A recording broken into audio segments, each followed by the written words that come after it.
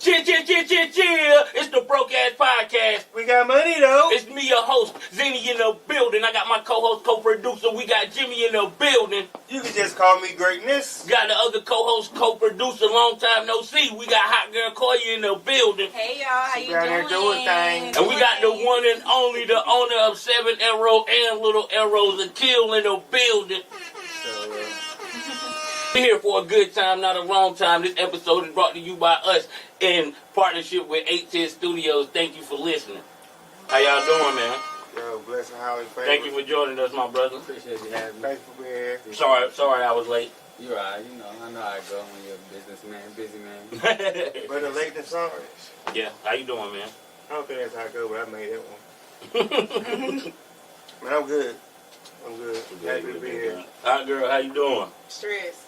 Stressed. Yes. Why you stressed? Because my son's birthday is Christmas Eve. And then we got to do Christmas, so, you know, money other. Your son is one. He is one. It's going to be It's not He that. ain't gonna remember. And what does that mean? Like, you got to do A it a lot. This is a crucial year. It is a crucial year. This is the last year before he He stopped believing in Santa Claus. No, he's going to believe in Santa. I'm not taking that away from him. I said the last year. Oh, Like, I got to keep my kids with Just me. gonna lie to your child his whole life. Here we go. that's Hey. What's happening? What's good? But anyway, man, we respect what you're doing. You've been on the podcast before, but it was a YouTube pod, so this is a different platform, and you got some different things going on. But you got more stuff going on now than you had going on the last time. But for the people that don't know, give them a quick background into who you are, what you've been through, and what you got going on. My name is Akil. Owner of 7 Arrow Clothing, Little Arrows, Childcare Academy. My journey started with prison. I did 7 years in prison for firearms in Virginia. I came home and changed my life and started printing clothes, and then I got back into my passion of working with children, so that's where I'm at now. Okay. So, how long have you had your clothing label? I know a lot of people around here in Sampson County supporting you and really giving you know what I'm saying, you a good support. I see a whole lot of people wearing your shirts. Yeah. So, I mean, how long have you been doing it? I've been home 3 years. I started as soon as I came home, so about 3 years. Where you get the name from? I did 7 years, so 7 Arrow. The 7 is for the years that I did, and the arrow represents the change that I made. So did you have the idea for the clothing line before you got out? Yeah, I came up with it in prison. Okay. And then you got out. What's the first thing you bought to start your venture into the clothing? And how did you get there? Because you just got out, you know what I'm saying? I had some money saved up, and when I came home, a couple of dudes from the streets, you know, that had knew me, and a couple of my family members. A lot of people were giving me money, you know what I'm saying? A lot of people were, you know, sending me some money. So I went to Hobby Lobby, and I had like 2 carts. I had 2 carts full of clothes, machines, and this lady, she stopped me and was like, "Hey, you don't need all that." She's like, "You don't need all that." And I'm like, you know what I'm saying? How you know what I need? You know what I need? But she was like, "Just trust me, you don't need all that." So I put some of it back, and I just went from there, and I ain't never stopped. So how did you learn the craft of the printing and the sewing? Because everybody that got a clothing line don't got good quality, but I feel your stuff is pretty good quality. So how did you get that craft? Where you learn that craft at? The first machine I got, my homeboy Hottie baby mama. Oh Lord! I got to mention his name because I got to show respect to my brother. He no longer here. RP. So she showed me how to work the machine, and I just kept working it and learning it more and more. And then when I learned how to stitch, I went to Miss Ann, and I sat with them older ladies, and they showed me how to work that machine. My hand so bad. I sat up there with them ladies, them old ladies, and they showed me how to work the machines, and I just kept learning a little bit here and there, and I just kept applying myself. Okay. So you got the online store, and some people might think it's like you get somebody else to make the clothes, and then you know what I'm saying. But you actually make the clothes and you do the Some of the stitching yourself. stuff, some of the stuff I make myself, but I actually, because I've been in it a couple years now, my quality had to increase, so I had to start going to factories. So now I have a manufacturer that makes a lot of my stuff from scratch. So it's not like I'm buying a shirt and just putting something on it. The actual shirt is being stitched and made and created. Okay. So you can help us out with our merch then. Yeah, You can be the middleman, or you can be the. We just pay you. And, I'm all about helping people. You know what I'm saying? we'll have a conversation. We definitely need to get our merch popping. Yeah. Somebody waiting for a cup. For how long though? So how you learn the business side of it, like to make it profitable? Anybody can dump some money into something, and you know what I'm saying, and expect a return on it, but you actually made it profitable. So how do you? Everything I learned really, as far as the business side of it, I learned in prison. I met a guy, and he just put me under his wing, and I would just sit with him every day, and he would teach me paperwork and what paperwork to fill out, about advertising and marketing. I just soaked up all the game I could from everybody, and I just sat on it I sat on it and sat on it, and I just utilized everything. Thinking back, do you think from when you was locked up and when you got out, did you think you was grown so much from that? Nah. Because like you had a dream and it's just like, look at where it's at now. Right. Nah, because honestly, you know how, I don't know, have you ever had a dog? You ever You had a lot of dogs. Right. All of them died. If anybody's ever had a dog, put the dog in the cage and then let him out, he just go crazy when they get out. He act like he just never been out. And that's kind of how it was for me. Like when they let me out, I just never stopped. Right. I just was nonstop. So it was like I never knew what was gonna happen. I never knew. I knew what I was doing, but it's like I didn't know if it was gonna work. Right. Because I never did it before. So I just kept doing it, and everything just kept, working, and it's just like, dang, this working. I'm still going, dang, this working, like. Yeah. So I still be shocked a lot of times, like, I still be shocked. So what do you think was the hardest part of making the transition in your life to before you went to prison and after you got out? You know what I'm saying, to stay away from the streets and, you know what I'm saying, get your life on the right path. What was the hardest part of that? Like a lot of people say they miss the streets, but they know better than doing stuff like that. You know what I mean? Because of the consequences. I would say that's true. When I did miss it, I missed my homeboys. I missed gang banging. At first, it was really the gang banging. Like, you know what I'm saying? I'm just being honest. Like thugging is fun. I ain't saying this. I'm not saying it's right. But it's fun. Yeah, it's fun. You know what I'm saying? You live with no responsibility. It's fun. Or thinking you know about the kids. So, but that part, and really for me, the hardest part for me was I was real paranoid and real watching your back all the time. I had bad anxiety and bad PTSD when I first came home, so I just was real nervous and antsy. And it was really just getting over that. Like you said, just thinking about old stuff, like Get Back, like. I ain't know how people felt about me. You know what I'm saying? I ain't know what. I've been gone so long. When you do time, you're stuck in that year that you left. Yeah. So I got out thinking it's 2013 still, and I'm approaching you like we in 2013 still. You done had kids. You done grew up. You probably not even in the streets no more. Yeah. You ain't even thinking about me. But I'm on you like, yo, what's up? Remember that? Like, so it was getting that type of energy out of me. That was the hard part. So how old were you when you went in? I got locked up a month before I turned 23. And how did you get over the anxiety and the PTSD? Did you go to therapy, or did you just family? It takes a village type. I would say a little bit of all of that. I almost crashed out for real, so I had to. My mom took me to see somebody, and I got me some medicine and some medicine that was help me cope, because I was it's a real big transition. I ain't never went away, so I ain't never came back. You know what I'm saying? Yeah. So it was a big transition, and people who go away don't talk about it. So I never knew what to prepare for, And expect. you know, or what to expect.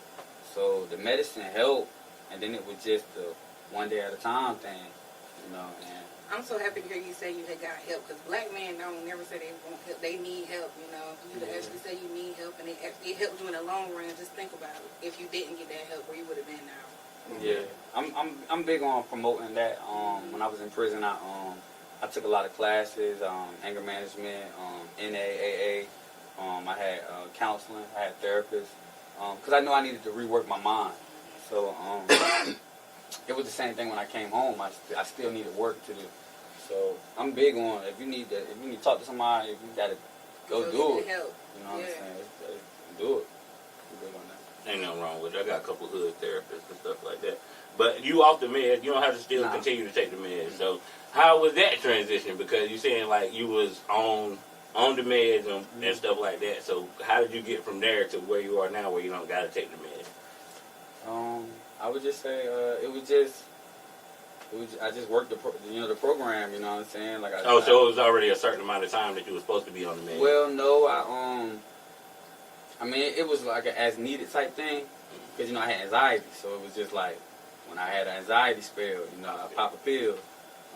Really, that's a big thing, anxiety. A lot of people talk about it, but it's like if you got it for real, it's a big thing. Yeah. So it just got to where I was after a while, it just kind of like eased itself out, like where I was like always looking and nervous. Like I would look in people's back seat before I got in the car. You know what I'm saying? Like I was really nervous. Like so, it just over the time, it's like, okay, I've been out here a while, ain't nothing happened. Oh, this You is could cool. probably breathe Yeah. again. So you got like, comfortable in society. You know what I'm So saying? It was cool. Yeah. that's what's up. So you got the business, and like I said, you've been here before, but the reason we got you here is to talk about the little arrows. So Right. I want to know, when did you go to school for that, and what made you want to go to school for that? All right. So when I was it's crazy. When I was about 16, 17, I was getting in trouble in school, and my mother was like, "You either gonna work or you can go to school." So I didn't want to go to school. I feel Just being honest. You know what I'm saying?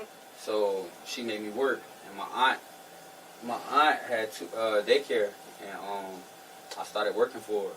So I started going to school too for that, and I was always good with kids. I'm the oldest of my siblings, so How many siblings you got?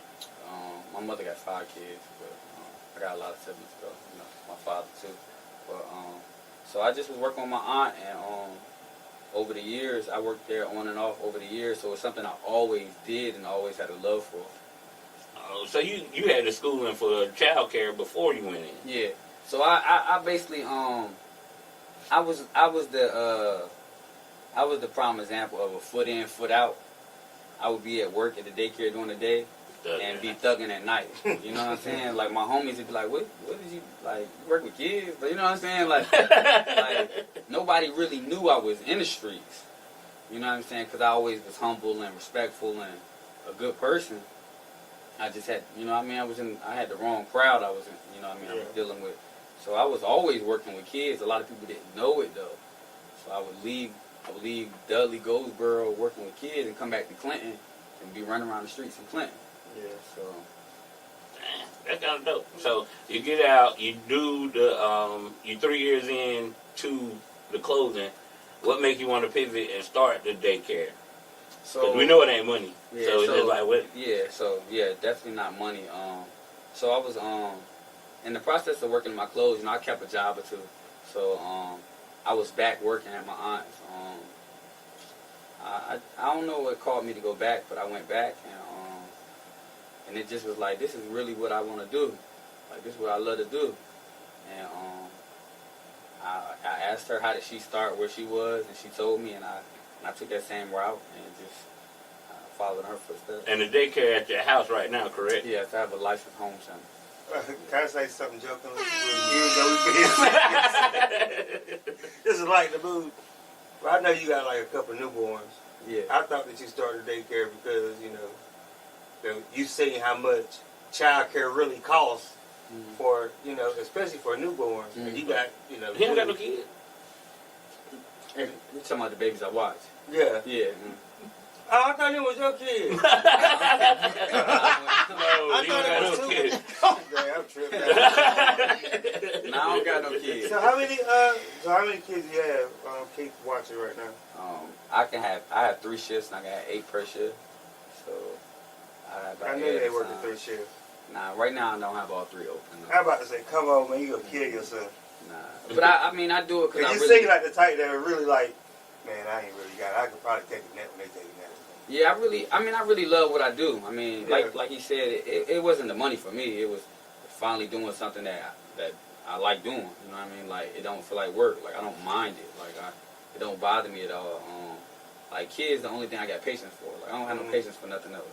Like It's hard to get mad. That's a fact. It's Kids hard the to only get thing mad that at a have patience kid. for. Like you can't hold a grudge. And you like, yeah, man, he just don't being know honest, no I don't got better. no patience for nothing else. Like anything else will bring out the other side of me. With Mhm. kids, like kids keep me, grounded. They keep me happy. They my happy place. Because they pure and innocent, man. Kids are so... That's why I don't get why people do what they do to some Yeah, kids. You know what I'm absolutely, saying? absolutely. And all of that. But, Are you getting the same support for your daycare center that you will get for your clothing line, knowing that you're an ex-felon? Mhm. People are more comfortable buying a shirt from you Mhm. than dropping my baby off. I think that because I'm very upfront and transparent and I document everything, I think when they see, kids are honest. Mhm. So when they see how those kids take to me, if they did question at first, they stop questioning. Right. You know what I mean?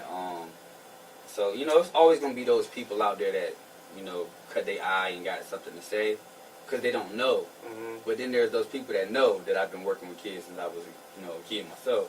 You know what I'm saying? And like I said, a lot of people didn't even know I was in the streets. Right. And I didn't go to prison for no wild crime or anything where I wouldn't be able to get licensed to work with kids, because I am licensed. Right. So It's not no hood care where you just drop your child off. right, There's absolutely. paperwork. yeah, you gotta go. It ain't no $25 a day type Yeah, thing. nah. I'm licensed. I started with a licensed 3-star rating. You got a voucher. So I'm talking to social services. Like you gotta call social services to come holler at me. Like this legit business. It's just something that they haven't seen before, as far as me being a black male, Right. a ex-con. Right. But see, it's a black male first, too. Black male first. Tattoos. But it's my reasoning behind it. I feel like most of our traumas as men come from our childhood. And I feel like if you start with the kids, then they'd be better off as they, grow up. Yeah. So I just want to be an example, I mean? I want to just be there for them, because I can remember as a kid not really having nobody there for me because everybody I looked up to went to prison. My uncles, my dad, Mm-hmm. all my favorite older cousins, everybody I looked up to went to prison. So I just want to show them, a better example and just be somebody that's always there for them. Yeah.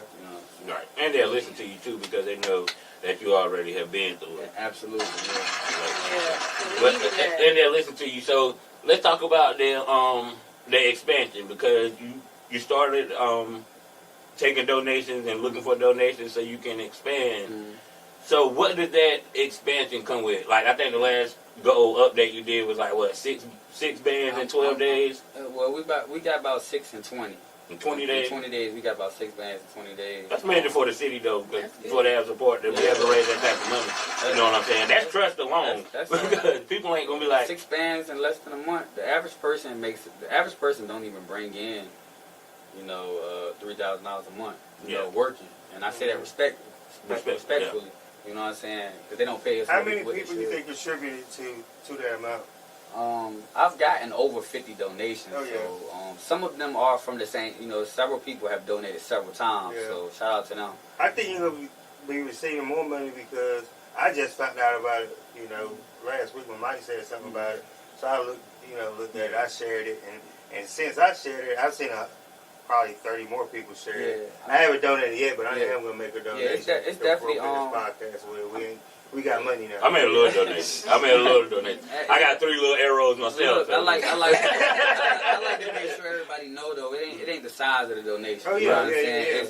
yeah. if it's $1, that helps push me to keep going. You know what I'm saying? If I wake up and I just got $1, it just showed me like that person believe in you, man. You gotta keep going. When I see anybody doing anything positive, I'm on board with them because it ain't enough positivity around here. Yeah, definitely. And when you see somebody going out of their way to do something that's right and good, you supposed to go out your way to help them. You know what I'm saying? And I think that I ain't the only person that feel that way. That's why you're getting the backing that you're getting. And I feel like the sky the limit, bro. Just stay being positive, forget the naysayers, and do your thing. And I feel like I don't even got to tell you that because you got blinders on. I appreciate that. And it show us that people in the city is not as bad or as selfish as we think they is. Absolutely. So that's why I'm saying it's like a total inspiration for me. Because sometimes we get down, and we got a mission too, but sometimes we get down on that. But to look at you, a felon, 7 years, came out, started a clothing line, now you're starting a daycare, and now you're trying to expand the daycare that you already have. That's a great thing. You know what I'm saying? So it's like, after you expand, I don't really want to ask what the goal is or whatever it costs to get the building. But after you expand, what are the plans after that? Like you said 3 shifts, so you're gonna have to bring people in to help. Yeah. So how would that process? Right now. I mean, the goal is to make sure the kids is comfortable and safe. First of all, right? That's the first goal. To make sure they got somewhere that they can go. You know, a home away from home for them. Right? I want them to have somewhere comfortable they can go. So. But outside of that, I wanna employ people in my community. You know what I'm saying? Pay them what they deserve to be paid. You know what I'm saying? Get them somewhere that they could work and like working. You know what I'm saying? Right. And have longevity, in their career. And of course, expansion. This is just Little Arrows 1, Little Arrows 2. You know what I mean? Eventually, be able to franchise Little Arrow and somebody that want a daycare in Tennessee and say just like McDonald's. I want to use that name, Little Arrows. I want that structure. All right, you can. That's what's up. So what makes you? I know it's not a competition thing, but it's a lot of daycares around. Mm-hmm. So what makes Little Arrows stand out from any other daycare? It's a fact statistically that males in a child life is what's the word? It's beneficial to their development, right? Detrimental too. It's not a lot of men in the daycare field, in the educational field, right? So one, just having that male presence. I've worked in daycares for years, right? And I've been in situations where a woman is trying to get this child to behave, and I just can walk in and say, "Hey," and they tighten right up just because I'm a male, just because of my voice, just because of my presence. So just showing them. Because some kids don't have men in their life, you know what I mean? And shout out to the fathers that I do have. I got a lot of fathers that come pick their kids up every day. So it's a lot of males out here doing what they're supposed to do. But there's some kids that don't have males examples. So you get a male example with me. You get, you know what I mean? I'm genuine. They're gonna get real love. Like they getting an uncle with me. You know what I'm saying? And I know what I'm doing. I ain't just saying that because I went to school, because that's nothing. Like. It's from the heart. It's something I've been doing for years. I've had the proper mentors around me, so I know what I'm doing, and I really love the kids. So they getting love. You know what I'm saying? They get love with me. But some people in it just for the money, and I ain't in it for the money. And some kids do get love. There's some good money in there too, though. Mm-hmm. You want to give you a rates for the little arrows? Yeah, because somebody else. He said, I'm messing with you. I'm messing with you. It was a joke. It was a joke. Nah. I'm saying I don't be. Look, I'm gonna be honest. Nah, that's something I don't even remember. Like, I was just playing. All social services is giving my name. And if you got a voucher, I don't make the rate for voucher. You know what I'm saying? That's all up to you. How much money you making and all of that. Nah, that was a joke. So, worst case scenario, what's the worst or the baddest kid you've had? Oh, hey. Like, what's the worst thing you have done? Like, peed in the corner and like it was water. I don't know. Worst thing that I've seen since I had my own, or since I've been working in childcare. Period. And also, how did you handle the situation? The worst thing that's happened to me since I've been in childcare, I had this little boy. He was about 13, but he was a big 13-year-old. That's out of school care. Yeah, well, he's considered after school or before after school, right? But they still come to daycare, right? Well, he bumped me. like with his body. Like, So he bodied you? yeah, he bumped me with his body. He looked at And you keep like in that? mind, like he bigger than me. So and he was from the projects, and this is in Goldsboro, and Let's Man, stop. He you older about to now. call his He up? older now. nah, yeah, like this journey, I was hot. I had to, this showed me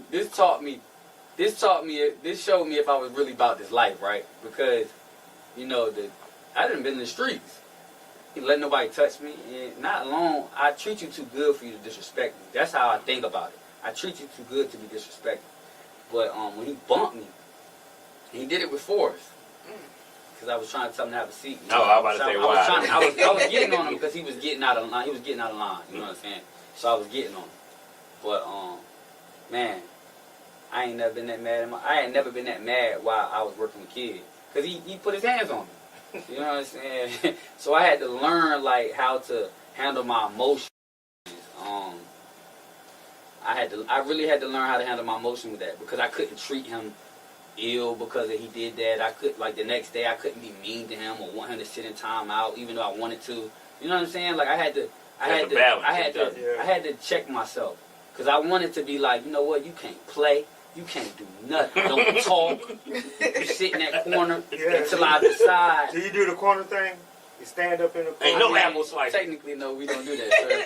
But you know what I mean? I wanted to be that way, you know what I'm saying? Like, cause you know, you gotta, if you don't discipline a child, and I ain't talking about a whooping, if you don't show a child they wrong, why they gonna stop doing what they doing? Right. But, you know, that's not my child at the same time. But his mom was on my side. His mom was going for it. Yeah. But that was the roughest thing for me right there. But okay, So so you had the same feeling. I asked you this question on Facebook. I don't know if you're gonna answer it here or not. But how do you get all them kids to go to sleep at one time? Cause that little 3-year-old again today. Woo! Like, Baby. I learned. send your ass got killed or something. He knocked all of them sleep. That's hard to do. Now you but- got to pay double for him. I learned from this lady, right? She's an older lady, obviously. You know what I'm saying? Her name was Miss Suggs. Shout out to Miss Suggs. I have a lot of love for Miss Suggs. But I can't tell y'all. I know. You know I what I'm know, saying? but I I can't thought Do you it tell sing the song? You got a special song you sing or something? I got this. Mel and Tony. I'm gonna tell you one. Look, hey, look. I've been doing this before Hell I even no. knew it. I'm against that, Melody. I was none of a that joke. stuff. Because of the spray? I don't have none of this That was stuff. a joke. You know what I'm saying? I hate people that do that. I'm old school remedy. Yeah. I've been doing this, you know, before that stuff came out. Cause that stuff new to me. You know, that stuff went out here before They I don't need went out. melatonin to put the kids to sleep. Yeah. It's really, I'm gonna tell you the truth for real. Structure and consistency. Their routines, right? Yeah, my kids, they I don't gotta put them on the mat. They want to get on the mat. Like they after you play all day, because at a certain age group, play is their education. So you want to make sure they're playing all day, basically at that age group. They're tired. You know what I'm saying? So it ain't really. I do a little bit, but it ain't really me. It's them. But you saying at that age group, but you got different age kids. Well, at a certain age, they don't take naps. You know what I'm saying? So, but the ones who do take naps, they tired. You know what I mean? It's kind of like you working on. When they're learning at that age, that's work for them. You know what I mean? That's tiring them. That's tiring their mind because that's how they learn. So they mentally tired. You know what I'm saying? They physically tired. They're picking up. You know what I'm saying? They physically tired too. You know, they picking up and lifting and playing with toys and So all that. if your kids ain't going to sleep on time, it's because you're not physically motivating them enough. You let them play on the tablet too long. Oh, you trying to tell me?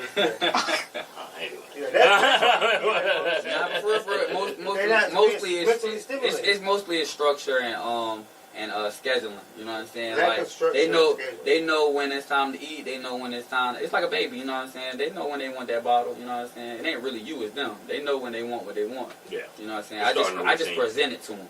You know, look, they go to Mac. Oh, they want it. He gave y'all a little bit of sauce. If y'all take from what you made.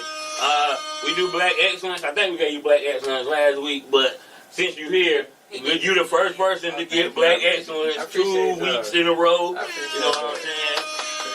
Keep doing what you're doing, my brother. Y'all too. I am inspired by you truly, appreciate and I it. appreciate you for coming to I sit appreciate down with the Broke Ass Podcast. We end this by giving shout outs. Anybody want to go first? Let's go. Well, ladies first, shout out to my son, Big One, next month. Woo woo. You know you ain't going to remember, right? I don't care. He didn't see this though. He will. Probably not. Yeah. This is not Why gonna would be a he clown see in it? 20 years. Yes, it will be. You don't And know. it'll give me 5 years, but they can see it. Exactly. 3 years. It's going to be there. It's on the internet. It don't go nowhere. Yeah. We on road. Don't make me tell them everywhere we at. All right, go ahead and get your shout out, Mike. I ain't got no shout outs, man. You know what I'm saying? Shout out to the producer. I Shout out think to that said I Greg. ain't had no shout out. I did it on purpose. You didn't have to interrupt me. You crazy.